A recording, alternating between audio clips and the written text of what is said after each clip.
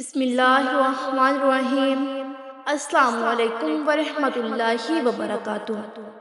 دوستو، آج کی اس ویڈیو میں ہم آپ کو طوفان نوح سے زندہ بچنے والے 80 افراد کی شادیوں کے بارے میں بتائیں گے۔ دوستو، طوفان گزر جانے کے بعد جب کشتی جودی پہاڑ پر رکی تو اس میں سے 80 افراد اترے۔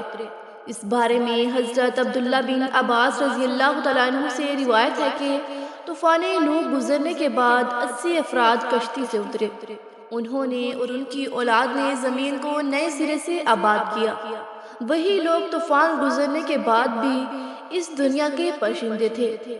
حضرت امام ابن عساکر رحمۃ اللہ علیہ بیان کرتے ہیں کہ حضرت آدم علیہ السلام کی دنیا میں تشریف لانے سے لے کر اب تک جو سال گزر چکے ہیں اور حضرت نوح علیہ السلام اور حضرت موسیٰ علیہ السلام درمیانی وقفہ 1907 سال ہے۔ حضرت آدم اور حضرت نوح علیہ السلام کے درمیان 1142 سال کا فرق ہے، یعنی حضرت آدم علیہ السلام کی وفات کی تقریباً 1420 سال بعد طوفان نوح کا عذاب دنیا پر واقع ہوا۔ دوستو، جب یہ 80 لوگ کشتی سے اترے تو یہ شروع میں بابل کے ارد گرد آباد ہوئے اور وہاں انہوں نے ایک بازار بھی قائم کیا جس کو سوق شمانین یعنی 80 افراد کا بازار کہا جانے لگا۔ شروع میں یہ مختلف زبانیں بولتے تھے، پھر اللہ پاک نے ان پر کرم کیا اور ان کو ایک نئی زبان عربی سے متعارف کروا دیا۔ حضرت نوح علیہ السلام کی اولاد کے بارے میں 2 روایات پائی جاتی ہیں۔ پہلی روایت یہ ہے کہ طوفان سے قبل حضرت نوح علیہ السلام کی کوئی اولاد ہی نہ تھی، جبکہ دوسری روایت جو کہ کافی مستند ہے کہ طوفان سے حضرت نوح علیہ السلام کی اولاد موجود تھی، جبکہ ان کے بیٹے سام کی عمر 98 برس تھی۔ دوستو، یاد رہے کہ طوفان نوح میں تمام انسانیت کو اللہ پاک نے ہلاک کر دیا تھا سوائے ان 80 لوگوں کے جو کہ حضرت نوح علیہ السلام کی کشتی پر حضرت نوح علیہ السلام پر ایمان لائے اور کشتی میں سوار ہوئے۔ آج یہ ساری دنیا نسل نوح علیہ السلام سے ہی مانی جاتی ہے۔ اللہ پاک قرآن پاک میں فرماتا ہے اور ہم نے اس کو اولاد کو باقی رکھا۔ حضرت ابن عباس رضی اللہ تعالیٰ عنہ سے روایت ہے کہ حضرت نوح علیہ السلام کے 4 بیٹے پیدا ہوئے، سام، حام، یافس اور کنعان۔ حضرت سام کی اولاد سفید اور گندمی رنگ کی پیدا ہوئی، حضرت حام کی اولاد کالی پیدا ہوئی، تیسرے بیٹے حضرت یافس کی اولاد سرخی مائل پیدا ہوئی اور چوتھا بیٹا کنعان تھا جو کہ طوفان نوح میں ہی غرق ہو گیا تھا۔ حضرت ابو قتادہ سے روایت ہے کہ تمام انسان حضرت نوح علیہ السلام کی ہی اولاد ہیں۔ چنانچہ یہ 80 افراد کی اولاد بڑھتے بڑھتے 1 لاکھ تک پہنچ گئی اور انہوں نے بابل کو اپنا مسکن بنا لیا۔ جب جگہ تنگ پڑنے لگی تو یہ لوگ دوسرے علاقوں کی طرف بھی ہجرت کرنے لگ گئے۔ حضرت نوح علیہ السلام کے 3 بیٹوں کا ذکر جو ہم پہلے بھی کر چکے ہیں، آپ کو بتاتے چلیں کہ سام کو ایشیا، حام کو افریقہ اور یافس کو یورپ کا جد امجد کہا جاتا ہے۔ اس بات کو تاریخ کی تقریباً تمام کتب میں بیان کیا گیا ہے، یہاں تک کہ مغربی تاریخ دان بھی اس کو مانتے ہیں کہ اس وقت جو ہم دنیا میں موجود اقوام ہیں سب کی سب حضرت نوح علیہ السلام کے انہی 3 بیٹوں کی اولاد سے ہیں۔ حضرت نوح علیہ السلام کے 3 بیٹوں میں سے حضرت سام کو یہ اعزاز حاصل ہے کہ طوفان کے آنے کے بعد والے تمام انبیاء انہی کی نسل سے تھے۔ آئیے دوستو، سب سے پہلے حضرت نوح علیہ السلام کے بیٹے حضرت سام کی اولاد کا ذکر کرتے ہیں۔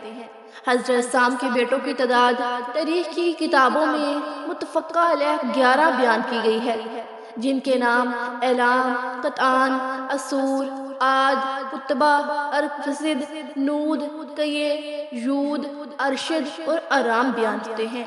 ان میں سے ارام کے 4 بیٹے تھے جن کے نام اوس، جتر، ہول اور حس تھے۔ جتر کے بیٹے کا نام سمود تھا، یہی صالح علیہ السلام تھے اور آپ قوم عاد کے پیغمبر تھے۔ اوس کے 2 بیٹے تھے، ان میں سے ایک کا نام عاد اور دوسرے کا نام ابیل تھا۔ عاد سے ہی قوم عاد وجود میں آئی۔ ابیل کے بیٹے یسرب نے ایک بستی آباد کی تھی جو اس کے نام کی مناسبت سے یثرب مشہور ہوئی۔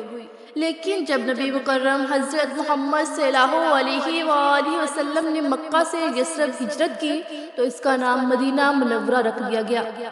سام کے بیٹوں میں سے آرام کے علاوہ صرف ارکفسد کی اولاد کا تذکرہ تاریخ میں موجود ہے۔ ارکفسد کے 2 بیٹے شالق اور کیمورس تھے۔ کیمورس فارس کا جد امجد بنا۔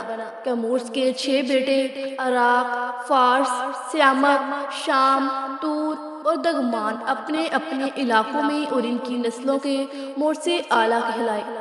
ان میں سے سیامک کے بیٹے ہوشنگ کو فارس کے بادشاہوں کا جد امجد کہا جاتا ہے۔ اسی طرح ارکفسد کا جو دوسرا بیٹا تھا شالق، اس کا صرف ایک بیٹا تھا جس کا نام عابر تھا۔ تاریخ دانوں نے انہی عابر کو حضرت ہود علیہ السلام بھی لکھا ہے۔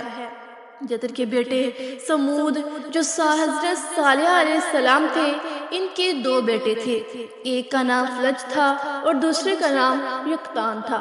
فلج حضرت ابراہیم علیہ السلام کے جد امجد ہیں، جبکہ یقطان کے 12 بیٹے تھے اور وہ سارے عرب میں آباد ہوئے اور انہی کی اولاد عرب ممالک میں پھیلی۔ یہ تھی حضرت نوح علیہ السلام کے پہلے بیٹے سام کی اولاد۔ اب حضرت نوح علیہ السلام کے دوسرے بیٹے حام کی اولاد کی تفصیل آپ کو بتاتے ہیں۔ حضرت حام کے 10 بیٹے تھے۔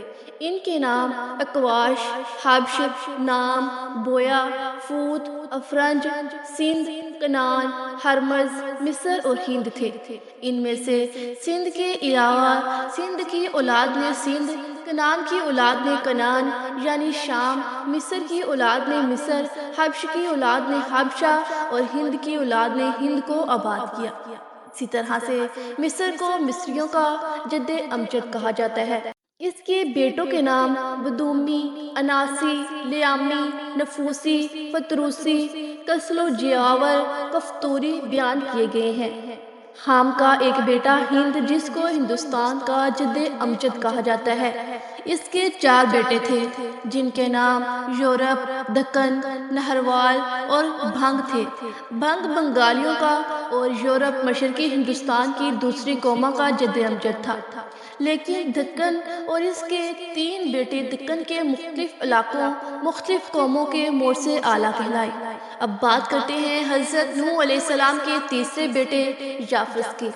حضرت یافس علیہ السلام کے 10 بیٹے تھے جن کے نام بالترتیب ادریس، ترک، ہمبر، چین، مادی، مجوج، یادان، توبل، مسک اور تیراس ہے۔ چینی عوام حضرت یافس کے بیٹے چین کی اولاد ہیں۔ ترک کی اولاد کے ترکستان کی ریاستیں آباد کی۔